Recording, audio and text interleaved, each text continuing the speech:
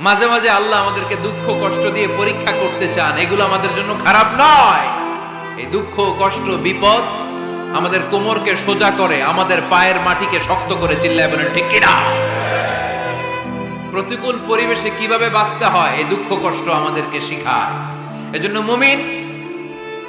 মুমিন বান্দার বৈশিষ্ট্য হচ্ছে দুঃখ কষ্ট বেদনা জ্বালা এগুলোতে সে আপসেট হয় না, সে হাল ছেড়ে দেয় না, সে ভরসা রাখে একজনের উপর। চিল্লায় বলতে হবে তিনি কে? কারণ মুমিন জানে রাত্রি যত গভীর হয় অন্ধকার তমানিসা ভেদ করে সুবহে সাদিক হয়।